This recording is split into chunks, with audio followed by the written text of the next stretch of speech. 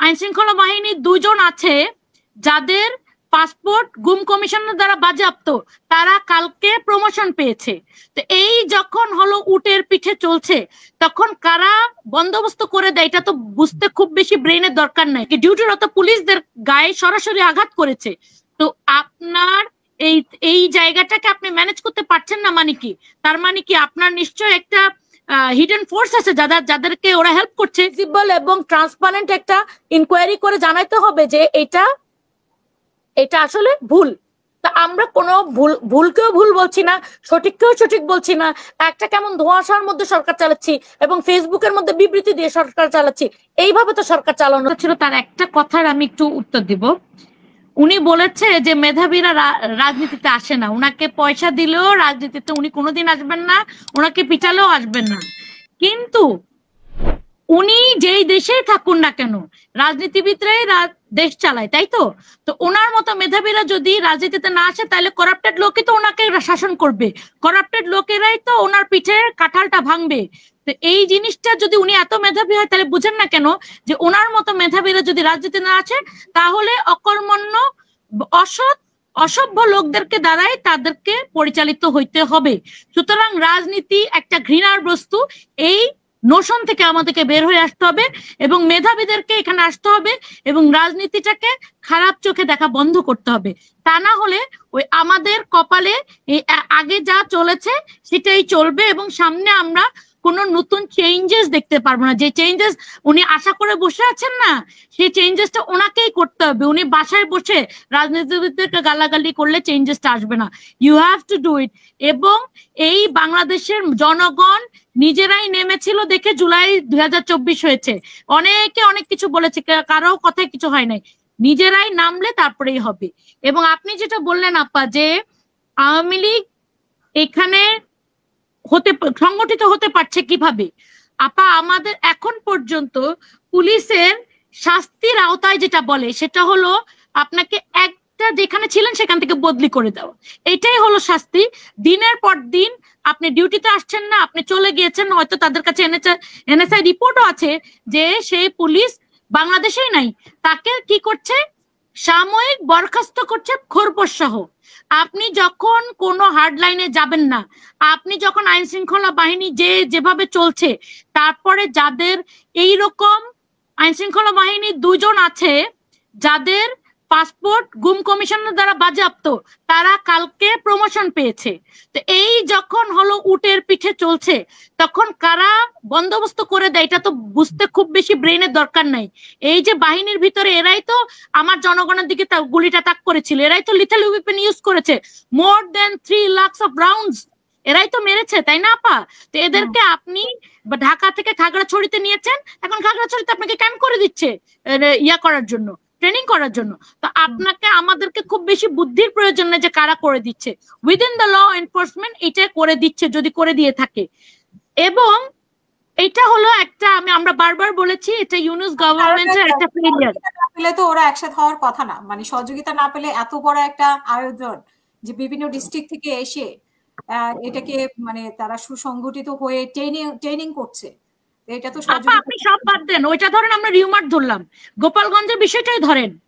গোপালগঞ্জ কি বাংলাদেশের বাইরে?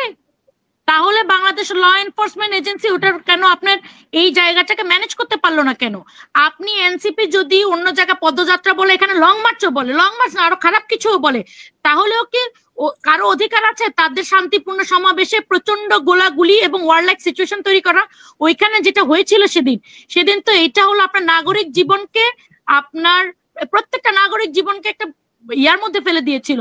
আপনার গোপালগঞ্জের জেল গেটে আপনার ভেঙে ফেলেছে, তারপরে ইউএনওর অফিসে কি বলে গাড়িতে আগুন ধরিয়ে দিয়েছে, পুলিশদেরকে, ডিউটিরত পুলিশদের গায়ে সরাসরি আঘাত করেছে। তো আপনার এই জায়গাটাকে আপনি ম্যানেজ করতে পারছেন না মানে কি? তার মানে কি আপনার নিশ্চয় একটা হিডেন ফোর্স আছে যাদেরকে ওরা হেল্প করছে। এই গোপালগঞ্জে এই পরিমাণ অস্ত্র কোথা থেকে আসলো? তাহলে যে আপনারা যে ম্যাজিস্ট্রেসি পাওয়ার নিয়ে 11 মাস ধরে রাস্তায় আছেন, এই অস্ত্রগুলো উদ্ধার করতে পারলেন না কেন? তার মানে আপনাদের ভিতরে অসহযোগিতা আছে এবং এটা আপনারা ম্যানেজ করতে পারছেন না। তো ম্যানেজ না করতে পারলে ইউনূস সাহেবকে করতে হবে কি রিশাফল করতে হবে, যে উনি পারছেন না আরেকজনকে পারতে হবে, কারণ যেই মুহূর্তে ওনার আন্ডারে কেউ পারছে না এটা দায়িত্ব কিন্তু ওনাকেই নিতে হবে। উনি কিন্তু শেষে বললে হবে না আমাকে কেউ হেল্প করে নাই, এই জায়গায় এখন আর কেউ খাবে না, ওনাকেই এটা দায়িত্ব নিতে হবে, ওনাকেই রিশাফল করতে হবে, ওনাকেই law and order situation under control আনতে হবে। উনি যেদিন বাংলাদেশে ভার নিয়েছে সেদিন কি উনি জানতেন না যে এই বাংলাদেশে কিসের ভার উনি নিচ্ছেন? উনি খুব ভালো করে জানতেন, উনি বুদ্ধিমান মানুষ। আমরা মনে করতে চাই না যে উনি জানতেন না যে কিসের মধ্যে ঢুকছেন, কারণ বা একটা অভ্যুত্থানের মধ্যে একটা দেশকে 16 বছর ওনার মতো একজন ইকোনমিস্ট জানেন না হাসিনা কোথায় রেখে গিয়েছে? আমাদের মতো যারা নতুন রাজনীতিবিদ তারা যদি জানে তাহলে উনি জানেন না হাসিনা কোথায় রেখে গিয়েছে? তাহলে উনি সেটা বুঝেই তো এটা দায়িত্ব নিয়েছেন, তাহলে দায়িত্ব নিলে দায়িত্ব পালন করতে হবে। এবং এই যে উপদেষ্টারা যে আনচেক যাচ্ছে এটা আমরাও পছন্দ করছি না। এটা হয়তো আমরা আশা ছিল আমাদের এই উপদেষ্টাদের প্রতি যে তারা নতুন রিফর্মস নিয়ে আসবে, বাট তারা যেভাবে দুর্নীতিতে জড়িয়ে পড়ছে, অথবা যেই ইভেন যদি জড়ায় নাও পড়ে, এটা যদি আনফাউন্ড একটা ক্লেমও হয়ে থাকে, সেটাও তো সরকারকে প্রপার ভিজিবল এবং ট্রান্সপারেন্ট একটা ইনকোয়ারি করে জানাইতে হবে যে এটা আসলে ভুল। তা আমরা কোনো ভুলকেও ভুল বলছি না, সঠিককেও সঠিক বলছি না, একটা কেমন ধোঁয়াশার মধ্যে সরকার চালাচ্ছি এবং ফেসবুকের মধ্যে বিবৃতি দিয়ে সরকার চালাচ্ছি। এইভাবে তো সরকার চালানো যাবে না। সরকারের ম্যাকিয়াভেলিতে বলে না যে আপনাকে to be good you have to be rude sometimes and you have to be hard. কঠিন হইতে হবে আপনাকে, এই কিছু কিছু বিষয় আপনাকে কঠিন ভাবেই হ্যান্ডেল করতে হবে, এবং সেটা না পারলে আপনাকে বলতে হবে যে আমরা পারতেছি না। তখন কোন এইটা রাজনীতিবিদরা অথবা দেশের মানুষরা আবার চিন্তা করবে যে এটা কি হতে হবে। বাট এভাবে তো আসলে মানে হবে করে দেশ চলবে না। আরেকটা প্রশ্ন আপনার কাছে ছিল যে উপদেষ্টাদেরকে কেন জবাবদিহিতার আওতায় আনা হচ্ছে না?